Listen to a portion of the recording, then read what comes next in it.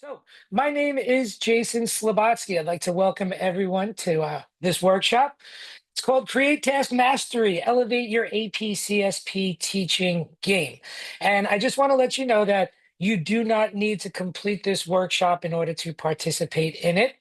Um, I am the teacher support specialist for the UTeach Institute, the UTeach CS team. We have AP CSP curriculum, we have AP CSA curriculum, and next year we are releasing our Foundations of Cybersecurity course. Um, but usually I just support our teachers. We have about 600 teachers across the country using our CSP and CSA course. But there are a lot of teachers out there who need support with the Create task. So this year I went to my management, well, actually 5 years ago when I started here, I went to my managers and I said, hey, how about I just do PD for everybody, whether or not they're a subscriber to UTeach? And they said, no, that's crazy. But after 5 years of me constantly just, being a pain in the you know what, they have finally let me do this. So this is the third workshop I'm doing this academic year. Probably you guys, this group included, we've had about over 350 teachers partake. And really the point of this entire workshop is to just give you more information about the Create task. A lot's changed with it over the last few years, especially with AI. Um, you're allowed to use AI for a portion of it, but not all of it. There's parts that your students can't use. Teachers get confused about this. We have to upload a PPR. All these things are confusing. So this workshop is for everybody. And I just want you all to get whatever you want out of it. Now, the good news is, if you want to do everything, you will get a certificate of completion for 5 hours. The way the workshop is laid out is we have a 60 to 90-minute session for this week. Then you have 2.5 hours of asynchronous assignments to do, and then a 60-minute Zoom session or a 45-minute Zoom session with me next week. And what we'll be focusing on are requirements and best practices for the Create Performance task, effective strategies, look at some sample Python and Scratch assignments. Now, we are going to discover the best chat GPT prompts. Okay. What I show you to do with AI is however you want to use it. Now, a lot of you just want to learn how you can create better samples for your students to teach them to create performance tests. And that's what I'll be able to show you in this week's workshop, how to use certain ChatGPT prompts to get the best sample programs to show your students. Now, some of you might want to show your students how to do this and how to collaborate with ChatGPT in order to, come up with their own project. Now, we will talk about the appropriate and inappropriate uses for AI for the Create Performance task. And like I said, if you complete everything, the asynchronous assignments I'll tell you about at the end of this workshop, today's workshop, you'll get the 5 hours of CPE credit. But you don't have to do that if you just want to come to this week's workshop and then watch the recording for next week or attend next week. It's totally up to you. I'm just happy you are here. All right. And I'm happy Leslie is here too. Okay, Leslie is our CS manager and curriculum designer, so she'll be able to answer a lot of the chat box questions as well. Thank you, Leslie, for attending. All right, so yeah, somebody wanted to know who I was. I'm sorry. Here's my whole spiel about myself now. And I'm originally from Brooklyn, New York, but I live in Texas now working for UT, but I still love talking about myself as a traditional New Yorker. All right. But no, my name's Jason Slabotsky. Like I was telling you, I'm the teacher support specialist for UTeach CS. I do all our PD, all our support. Um, I worked for 15 years in New York City. 8 to 10 of those with the Department of Education. It depends. Back in 2016, my first year teaching APCSP, actually, my class won the Samsung Solve for Tomorrow contest. We developed an app that let local restaurants in Brooklyn donate their leftover food to kids to pick up for dinner, as long as they attended school. And I was like dumbfounded to find out that there's actually an app now where you can pay like $5 if you live in the city, and they do exactly that. Restaurants take their leftover food that they're going to throw away at the end of the night, and they make these big meals for people, and it's like a surprise, meal. You don't know what you're getting, but it's coming from this restaurant. Yeah, and one of the good things about me doing support for you teachers and for the teachers is I have a 1-year-old and a 3-year-old. I rarely sleep. So if you shoot me a support ticket at night when you wake up at 5 a.m., I have responded. All right. So it's always good to be able to provide instantaneous support. All right. Now, I am going to put this link in the Zoom chat box. This will allow you all to join the workshop. So let me just drop that in there right now. All right. And if somebody doesn't get into this, do not worry. I will be available afterwards to get you into the workshop. I'll have plenty of time at the end in order to help you out. But for right now, also, I just want to share my screen because if you are watching this on the recording, I want to make sure you can really see the link to join. Okay, there you go. All right, so you guys are being put into the Codio platform, and I promise you this is not a sales pitch. We have a lot of stuff to cover tonight.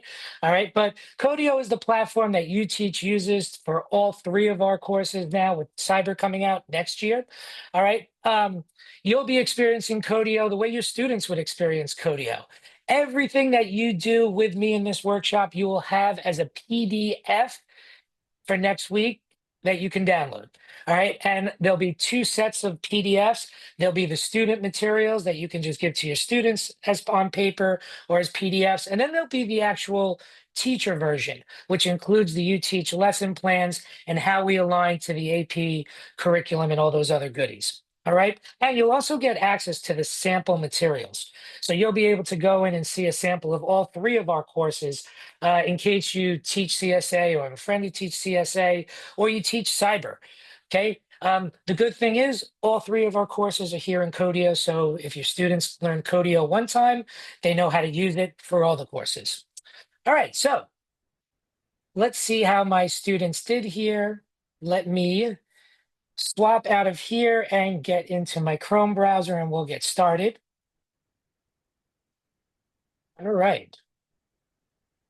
All right, all right, good. So here's my student list. So you're seeing Codio as a teacher right now. Just wanted to show you. So a bunch of you guys have gotten in, which is great. All right, so let's get moving here. We are going to start off with the AP Chief Reader Report. Now, I have taken a tremendous amount of time coming up with a 10-minute assignment here. I have bad David Letterman jokes that I usually do and references to South Park that I make. But you're not going to have to hear that because we have a really special guest here today. Mark Emery is with us. All right. He is the assistant chief reader. I'm going to ask Mark to hop on with me here. And we are going to have a fireside chat, okay? Cracking the create task with Mark Emery. And I'm going to put Mark on the spot here because I didn't give him any of the questions ahead of time. All right. But I don't want you to panic. All right. I know Mark has a good sense of humor because when I looked at my registration report, he is from the School of Hard Knocks. So what I'm going to let Mark do is tell you a little bit about himself, what he does for College Board, and why it's really cool that Mark's here with us this afternoon. Hi, Mark. Hi, Jason. Thank you. Yeah, on the spot. So my name is Mark Emery. I live in Austin, Texas. I taught for 32 years and just retired this last May from teaching public schools. I've been involved with AP-CSP since the beginning of time, almost, and have been in leadership in the AP reading, and I'll put in a link in the chat because we need readers. Our first invites are going out, I think, next week, and we still need people. So I'm here to recruit too. So That's good, Mark. Though the last question was going to be a segue for you to actually tell people about being a reader. So that's good. Perfect. Yeah, so my title is Assistant Chief Reader. I work with the Chief Reader. I'm kind of a high school administrator type person. I deal with a lot of the we used to call it the junk drawer during the reading. I'm also, so if you ever have questions or you really think those annotations on the College Board website are horrible, please be nice to me. I've written most of those. Although this last year with the big change, that was a big change for us too, because Tom and I didn't have to read them. We just had to go through it. Excuse me, and do a little editing. So, but that's me.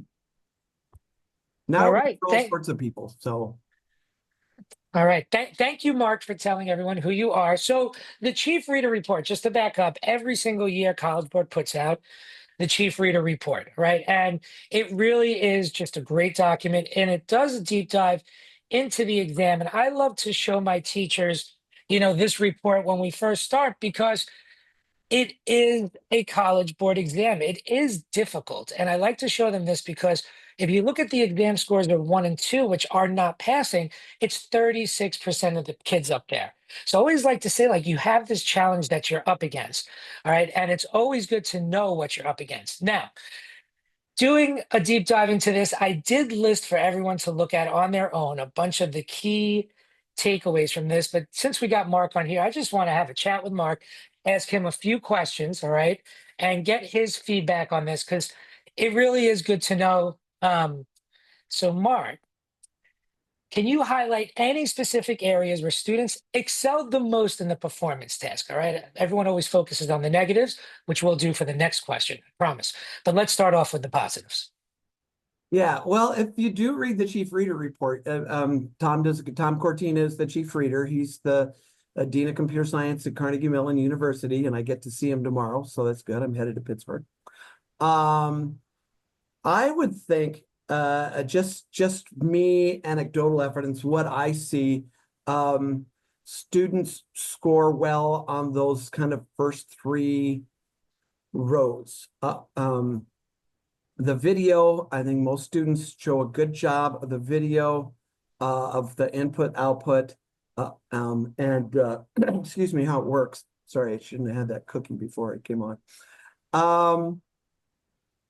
They do a good job of the code. Usually all the requirements are met. Probably, 80 some percent get a point for have they met the requirements. So do they show input, output, selection, iteration, do they have a list? Are they using the list correctly? So those requirements. Is there a procedure, and I will probably call a procedure a function and a method a billion times when I talk to people, but it's the same thing. Is it student written?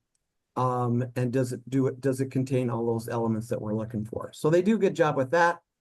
They do a good job of answering the questions, question 3, whether, depending on the form, and there's forms this year. So we had a big change in kind of how we scored the exam.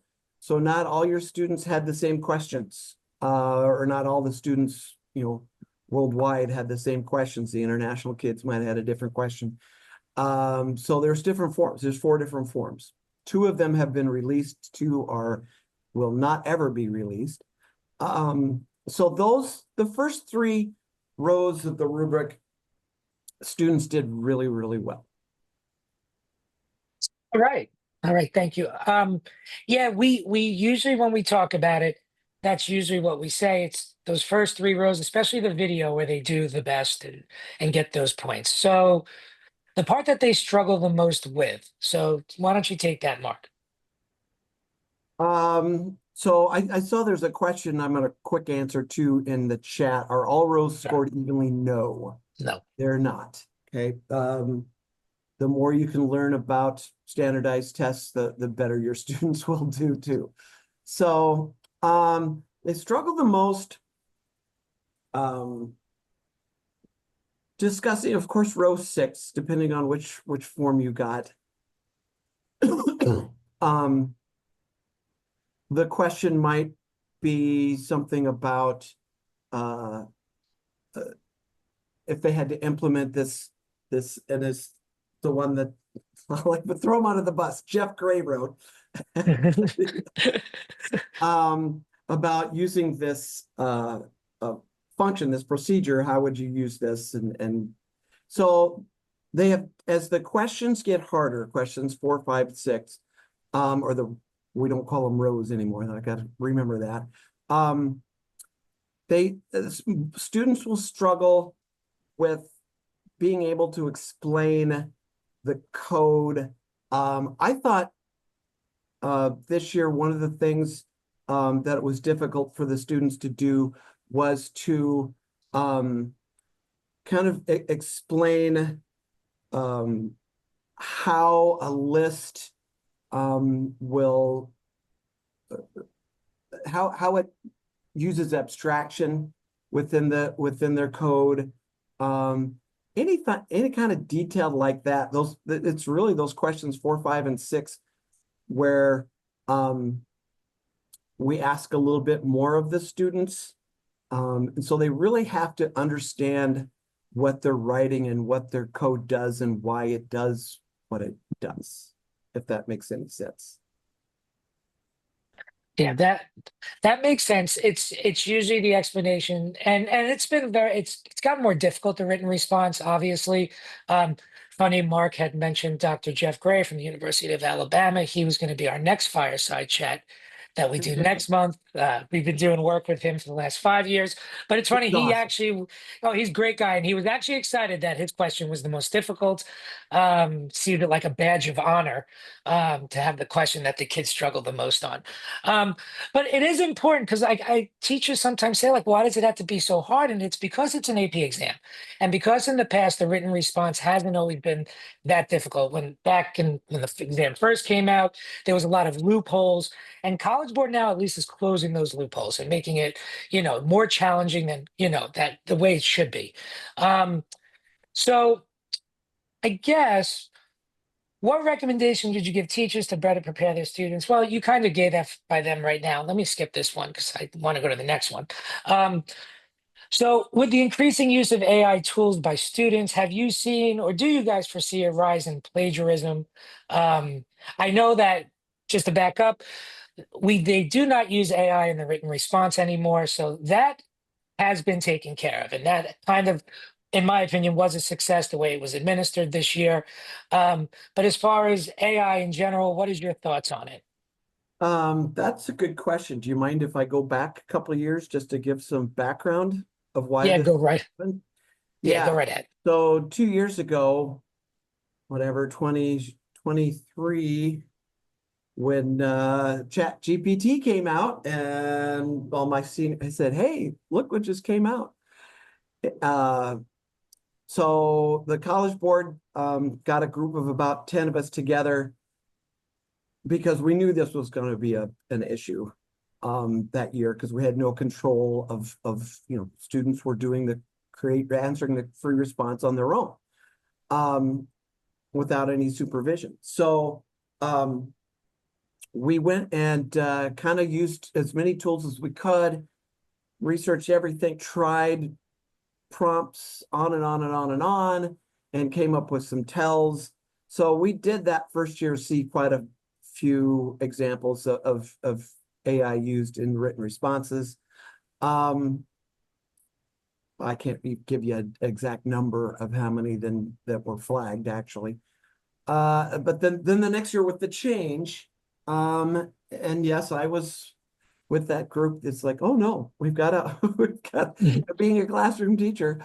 What do we do? So I think it really did address two things: the AI, and our students. Are we assessing what we want students to get out of this class? That's the most important thing for me, for an AP exam. Are we assessing them with what they should know?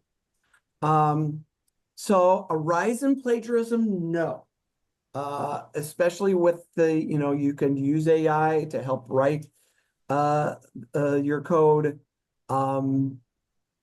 I have not seen a rise in plagiarism.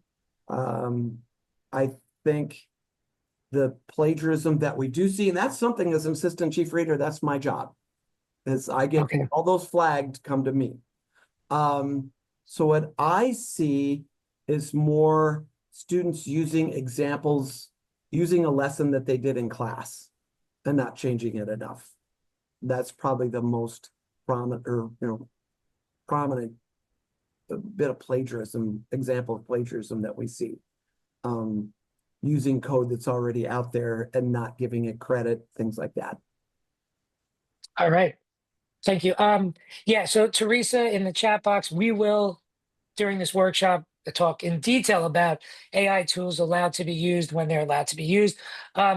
Yeah, Mark, I agree with everything Marcek said. I don't think it's lead to a rise in plagiarism. I think what happened is somewhere along the lines with now AI being out there, the big question is it more important for students to be able to write code, or is it more important for students to be able to read code, discuss it, explain it, debug it? And it just seems like it's shifting, in general. But yeah, that was a great answer. It's going to show up if the kid just uses AI to write the code. When they do the written responses, and Mark knows this, and that's why Dr. Jeff Gray writes the questions that he does, it's going to be exposed. They're not going to get the point. It's why probably they score better. They can make a video, they can, do that part of it. But when it gets to the nitty gritty of talking about the details of that procedure and passing the parameter through it and all of those things, it's going to be exposed that AI knows more about it than the students. So thank you, Mark, for talking about that. It's something that educators have to address. And my last question actually for Mark is, I started as an AP reader back in 2017. People always ask me, how do you know them so much about the create task? Because grading this is the greatest PD you can ever attend. Now, I never did it in person, and I always wondered about this in person. Um, What's the secret snack that keeps everyone going when they're locked in that room? And if you grade the most create tasks, is there like a title belt, a trophy? Is it just like a manhood thing of I did the most? So, Mark, why don't you tell people how to become a reader? Um, you can do it remote, obviously. So, Mark, why don't you give them some information about that? Yeah, I just put the link in the how to apply. No, it's not a race. You don't get anything for doing more. Want to make that the College Board would kill me if I didn't make that point. So the secret snack that keeps the in-person readers going during those long, so we do grade 8 hours a day. The in-person reading is, like Jason said, and even the remote, it is the best. Like I said, 32 years I've done this. There's nothing close. And we talk about this all the time. There's the reading is up here, and every other, not to say this PD is not, it's very worthwhile. But that's what really keeps people going. They're seeing examples from all over the country and the world if they're on the international. But the secret snack is definitely me coming around with candy a couple times a day for all the reading. The connections you make, if you're at the reading, you have an elbow partner where you're discussing the first couple days, the rubric. The goal really of the reading is to score consistently, following that everybody follows the same rubric, that we know what the rubric is, we know what we're looking for, and it's just a blast. We work hard, but then we have fun afterwards too. So yeah, there's no competition who does the most create tasks. Yeah, no, I was joking around. Oh, I know you were. It's changed a lot. Back in 2017, you did have like a workload you were supposed to get through, but even then, if you came up short, it was fine. But no, now it's work at your own pace, do whatever you want.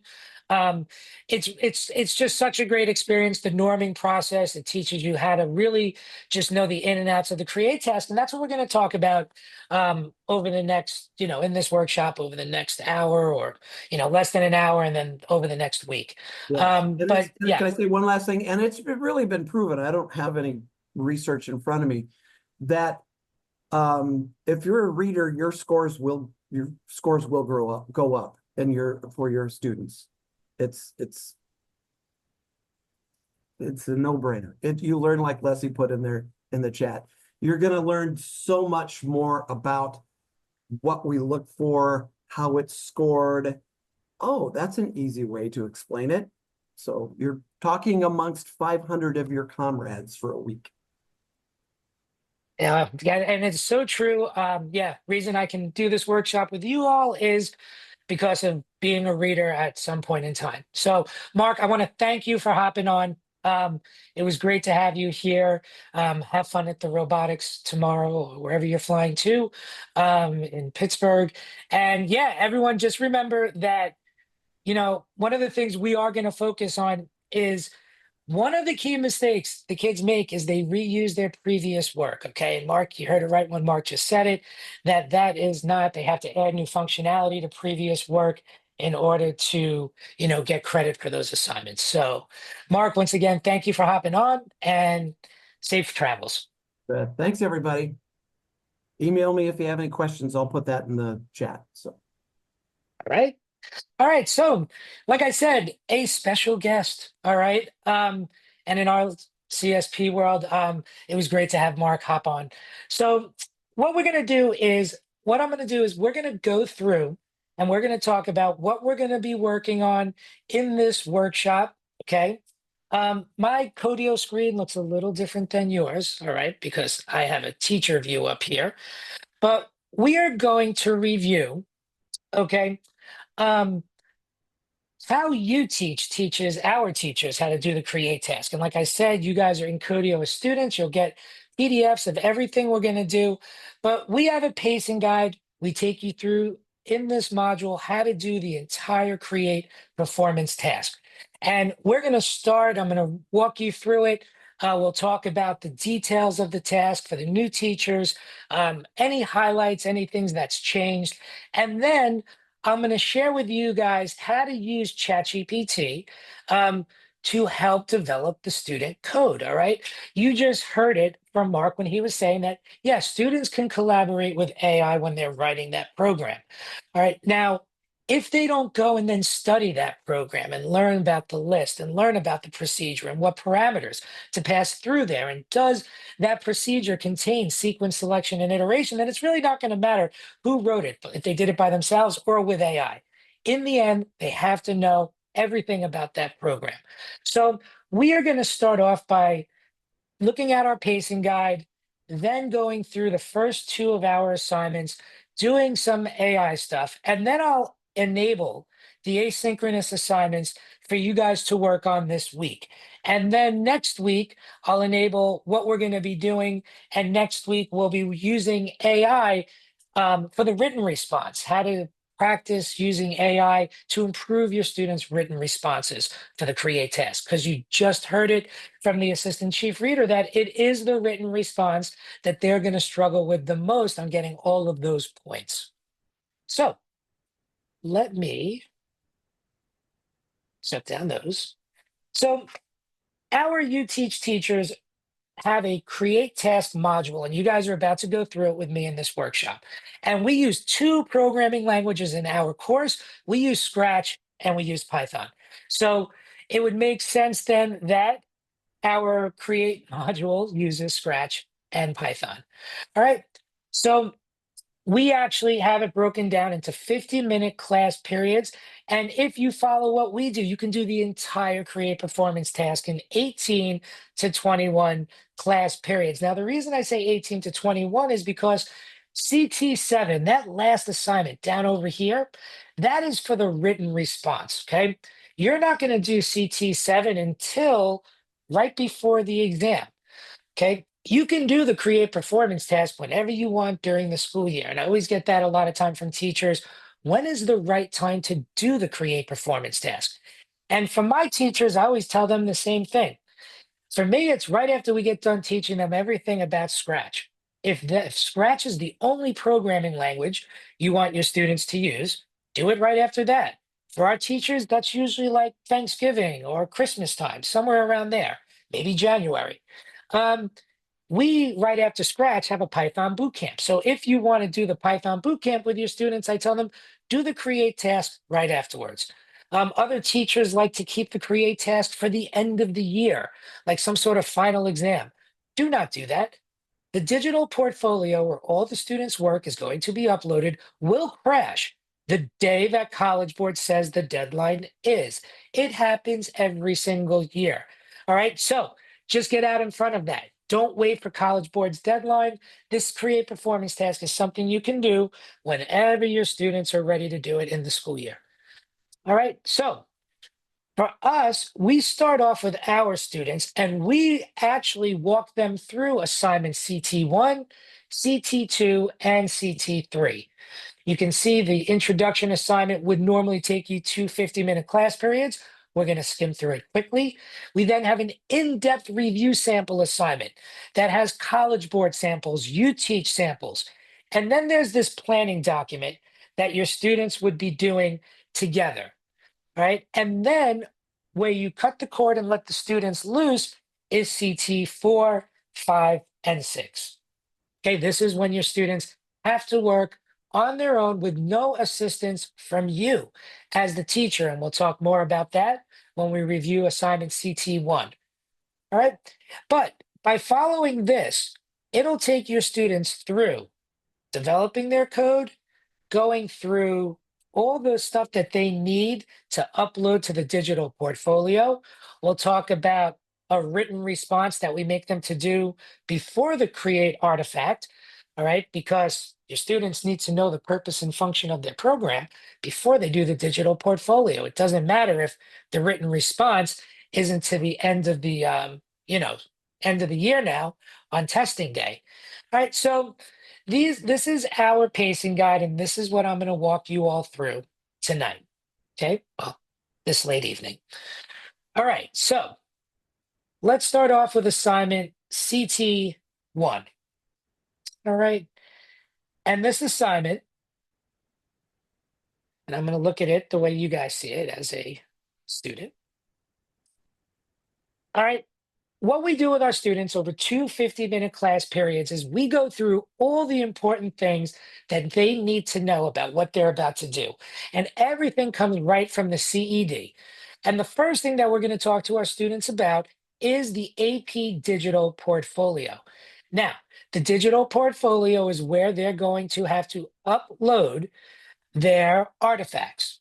Okay, this is where they're going to upload their video. This is where they're going to upload a PDF of their entire code. And this is where they're going to upload their code segments, their procedure, and their list.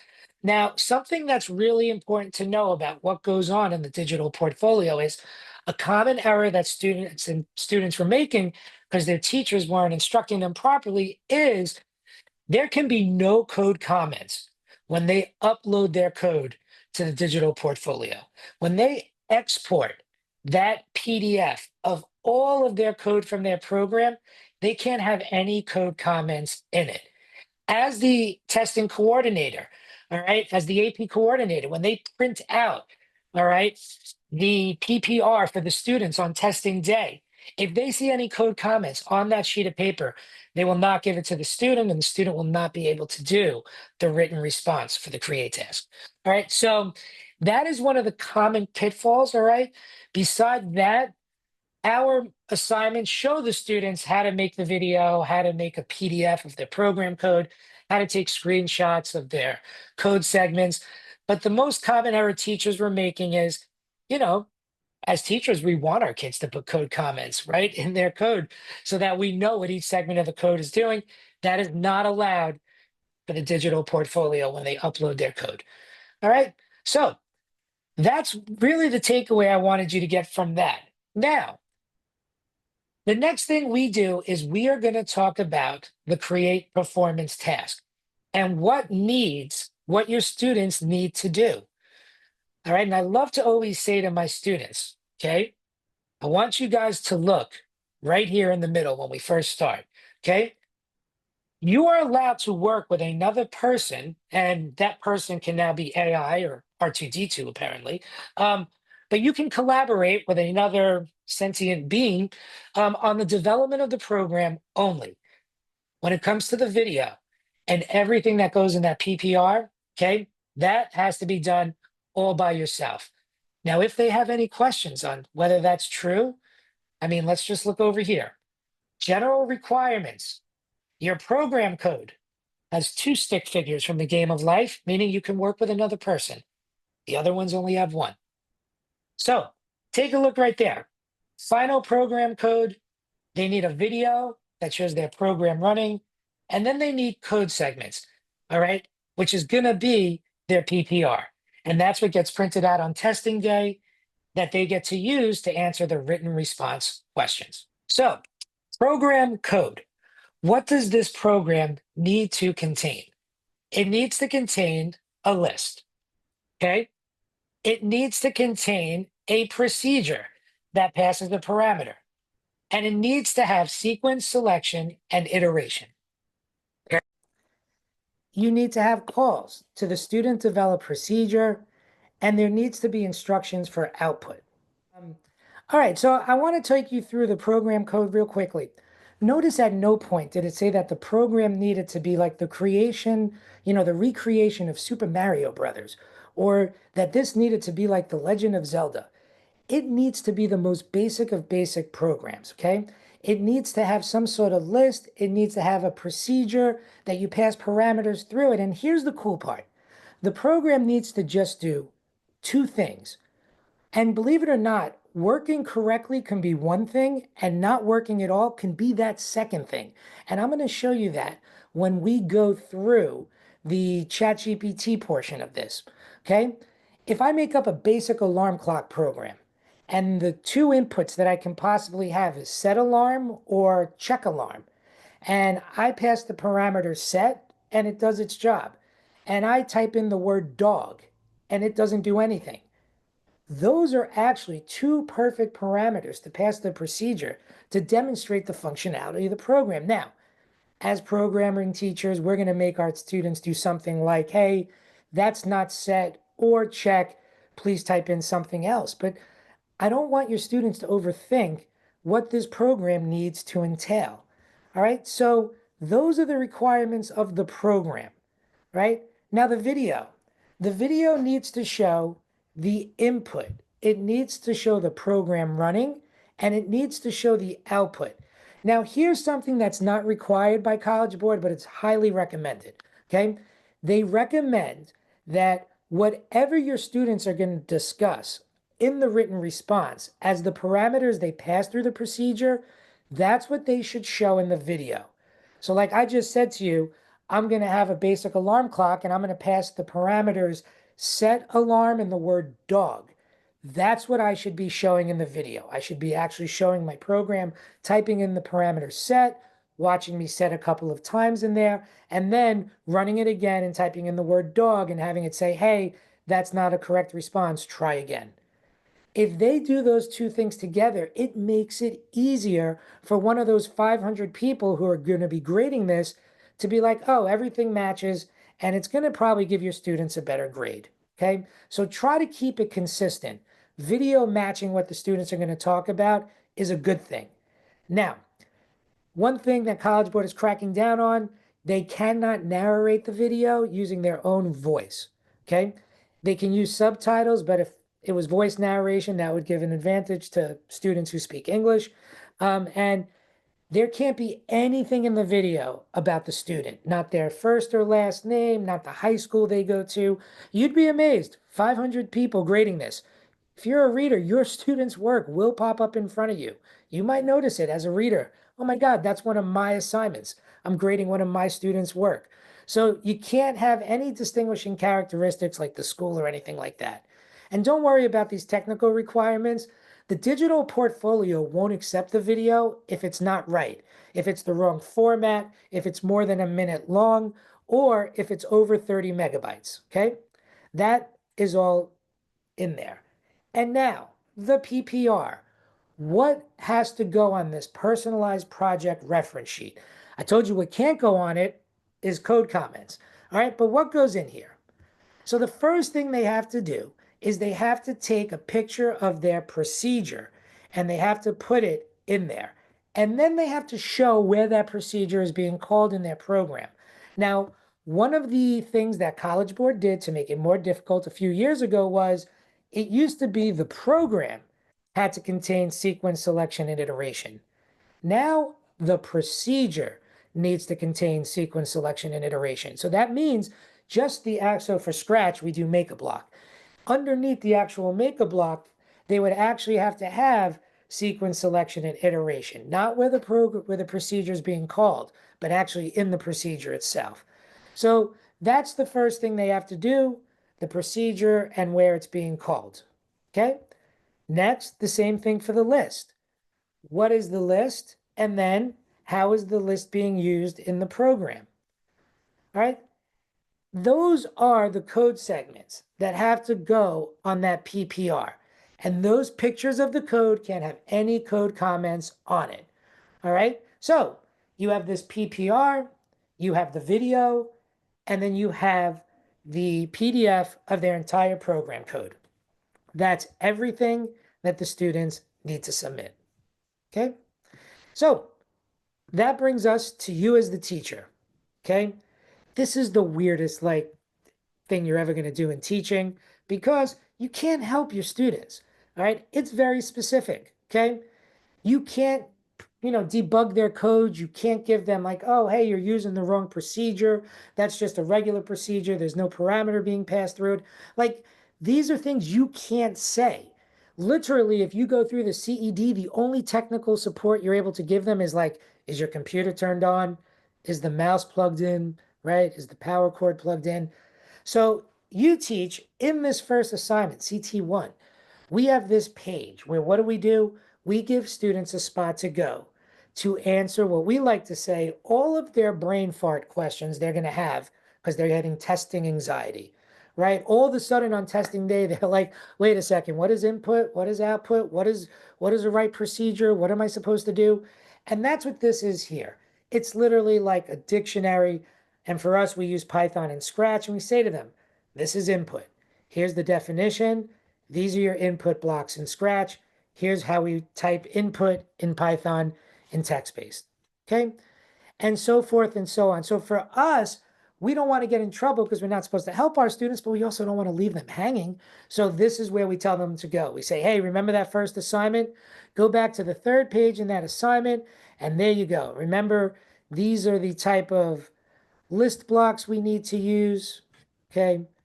Remember, we're trying to use this type of procedure, right? In Scratch, we're using the make a block where we can shove a parameter into the procedure. All right. Like Mark was just saying, whether it's a procedure, a function, a method, we can call them all. They're all kind of the same thing. All right. So this is assignment CT1. It's a great place for the students to go to get help. You can print it out for them. All right. And then at the end, we just get our students brainstorming at the end of this first assignment. Okay. Does anyone have a code.org JavaScript block version of that? Oh, sorry. I don't have a JavaScript version of it. I'd share it with you, actually, Teresa, if I did. Oh, and by the way, if I have anybody on the call who is in the state of Texas, okay, as you can tell from my accent, I am not a lifelong Texan, but I've been here for the last 5 years. But in the state of Texas, all three of our curriculums next year will be fully reimbursed. So it'll be free for you. You can get PD and curriculum, and TEA will reimburse you fully for it for the entire year.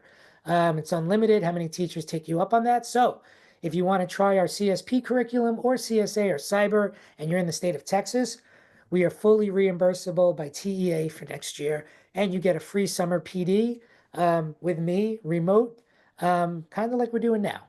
All right, so that's assignment CT1. Okay, we are going to cruise through here to assignment CT2. Now, College Board review assignments. All right, and I already saw some people talking about that in the chat box. Man, actually, I'm happy Mark hopped off the call now. I can have some honest talk about College Board quickly. So College Board, Mark's right. So they have four different like forms or four different sets of questions now. And they've been really generous with two of those sets of questions. They've put them out there and they want people to use them. You see, but the problem is that they kind of didn't put out just one example and say, hey, here's one program. And we scored all 6 lines on the scoring summary. We're going to go talk about the scoring summary next week. Okay, next week we're going to talk about the written response. We're going to do some practice grading with scoring samples on the scoring summary. We'll use ChatGPT to grade our students' written responses to see whether they get the point or not. So we'll do a lot of the scoring next week. This week we're developing the program. But I'm not a fan of the College Board samples, all right, but we do have every single one of them available for you here in our materials. So right over here, we have every single FRQ that College Board has put out there, but we have our own samples too. And I'm going to focus on our samples, our UTeach samples, because ours are pretty simple. We made a program, we did a written response, we did a PPR, and then we graded it, and we made it a perfect score. So you have a really good exemplar that you can show your students. All right, so what is the ideal program to make for the create task?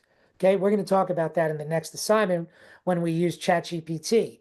But like I said earlier, we're not looking for a game. Okay, we are looking for some sort of program that's going to scroll through some sort of data set, whether it's a contact list, whether it is an alarm clock, whether it's a quiz show. Okay, as a programming teacher, if you want your students to do some sort of awesome program to show off all the great teaching abilities you gave them this year, the Create task is not the spot. The Create task is about writing a basic program where they get all the points on the rubric that we're going to go over next week. Their game, let them create it as a final exam that you make up your own rubric for. I'm just letting you know. All right, so here is, okay, over here, the sample response in our scoring summary. So let me just first just show you the program we made up. Here's the video of it running. Okay, it's a contact list program. This was actually made up by one of our teachers, Lauren, who teaches in Maui. So, if you're teaching and you don't really want to feel bad for Lauren, our Hawaii teacher. But anyway, Lauren made this up for us to share with everybody. And yeah, I mean, you're just entering in basic information, your name, where you live, and the program can be sorted in different ways. All right, now you can see right off the bat, there's going to be a list used in this program. There's going to be a procedure. We have to use one of these categories, okay? So on the left side here, UTeach, we made up our scoring summary here, okay? We wrote what the input is, what the functionality is, what the output is, okay? And we did our program requirements. We answered question 1, question 2, and we'll review this part of it next week. All right, so we give you a full example here to use with your students. Okay, now what do we have over here? We also have the actual program for you to play with. One of the cool things, not a sales point, but one of the cool things about our curriculum is in Codio, we have Scratch embedded. All right, so there is no creating of Scratch online accounts, there's no sharing of URLs, and there's no remixing of projects. All right, Scratch is built into our program, onto our Codio platform, so your students can't remix, they can't cheat, they can't plagiarize. All right, so it actually makes it pretty cool. And actually, Codio has all different stacks.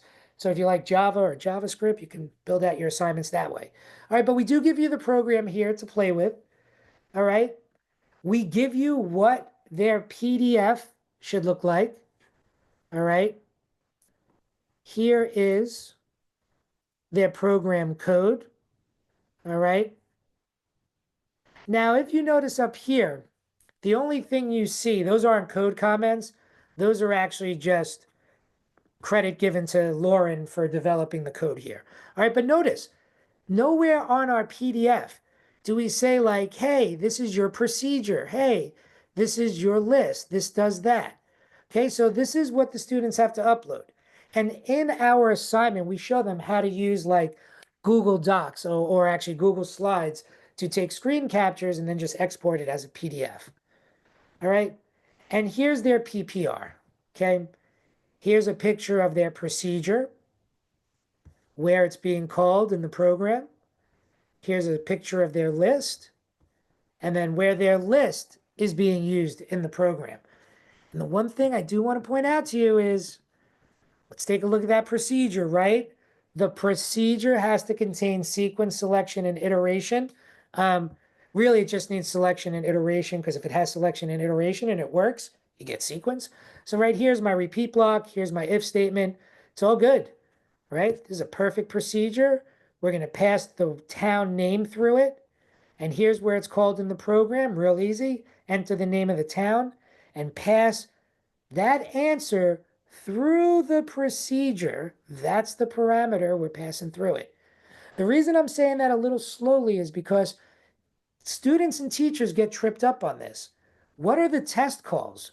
The test calls that we talk about in the written response are, what do we use to demonstrate our program's functionality, right? Set alarm clock, the word dog, okay?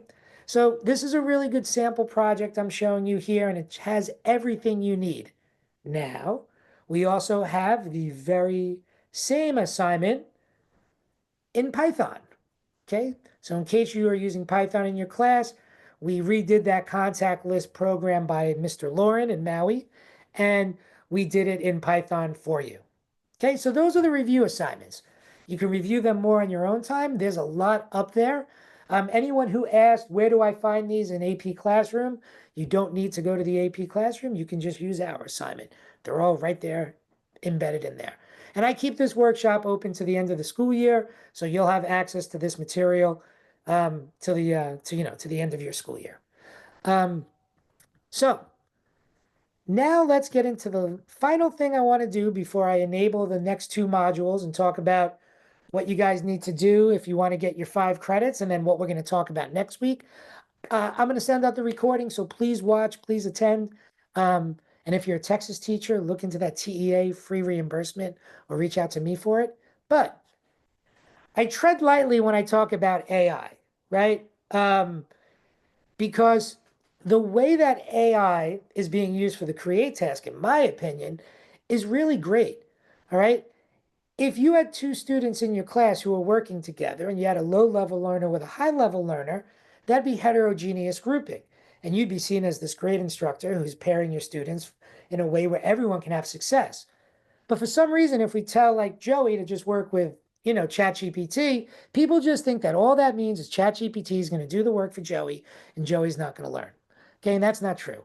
If we model the correct uses of AI and how AI can help them write a code and then show them how to improve the code, and then the student can use it to have ChatGPT explain the code to them, the student can then study that code and then submit it for themselves. Say they used AI to develop the program, that's totally okay, they're supposed to. But then do the video, do the written response on their own, and get a really good score. Because here's what happened with the release of AI and all these chatbots. All right, I was at a College Board meeting for CSA with the heads of all these big companies, and they all said the same thing. AI is out there. Writing code is no longer a priority for us hiring students. It used to be we wanted students to be able to be the best coders. We don't want them to be the best coders. We don't want them to be the best people at writing code. We want them to be the best at reading code. We want students to be able to read code, be able to debug it, and be able to tell us how they can add to this code. So I guess fixing the house now, being able to renovate it is more important than building the house.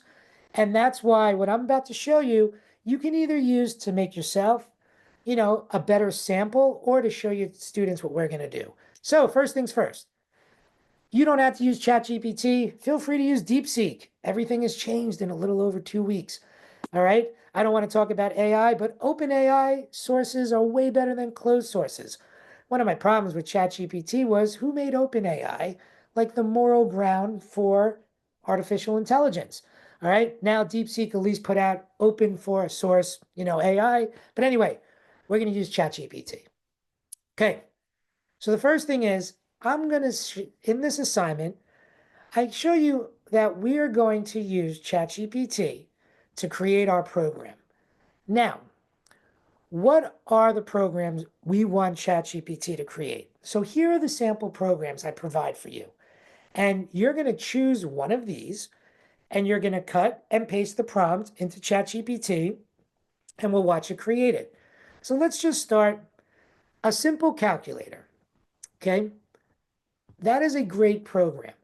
A basic quiz game, a number guessing game, a simple to-do list, a basic contact book. I just showed you one that Lauren made from Hawaii, a temperature converter. Okay. My favorite part about a temperature converter is if it's a temperature, what are we going to be entering into the program? Numbers, right? So like it's real easy if they don't enter a number, if they enter just a word or a string, then we know right away the program shouldn't work. A voting system or a basic alarm clock. All right, I'm going to just demo basic alarm clock here, okay? So I'm just going to copy basic alarm clock, my prompt, and I'm going to paste it in here. All right. Write a basic Python program. I'm asking it to do it. Really cool feature. ChatGPT just added this. They have a built-in IDE now. So you could actually run your program in ChatGPT and kind of troubleshoot it. But here's the problem, okay? It did write a program, but I need to make sure that I instruct ChatGPT. This program needs to have a couple of features, right? I've already harped on this for almost an hour. So did Mark. It has to have a procedure. It has to have a list. It has to have input. All right. And here's the other thing. It's got to be written so a 10th grade student can understand it. Right? ChatGPT is smart, right? R2D2 is smart. So we need to actually dumb it down. And that's what I'm going to do next. I'm actually going to take this prompt, put it into ChatGPT and say, let's take it down a notch here. Okay. And here's something that's pretty cool. Look what ChatGPT is doing. It's rewriting the code right in front of me. It's simplifying it. It's writing it in a way a 10th grader would write it. You know, and I'm just taking a quick look at it. And I'm like, all right, yeah, this looks good. I have a while loop. Okay. Got an if statement. Looks like it's going to work. All right. But now, like, it's not perfect. All right. I need more assistance for the student. So I could actually say to the ChatGPT, please, you know, discuss in more detail the procedure and the list and what parameters to pass through the procedure to demonstrate functionality, all right? So once we add that to the game now, so now ChatGPT is really just making up a study guide for my students, okay? Here's the list, here's the procedure, here's what it's doing. So this is a way like this is what the spirit of using AI for the create task is really about, right? It's about using AI as a, as a just a partner, a brainstorming partner, right? And that's what this was all about, all right? Using ChatGPT to come up with different programs that the student can then study and use for themselves. Now, this is our IDE that we use in our course. If it's CSA, it's Java. For this course, it's Python. But we don't use, actually, it used to be free, but now it's not, or any of the other IDEs out there. I can't ever think of it now. Anyway, but all we do for ours is we have our playground up here. You run your code, and here's your terminal window. So I just wanted to give you this to show you that this is our IDE. When you use our course, you don't have to sign up for any of the courses. Your students just type their code in here.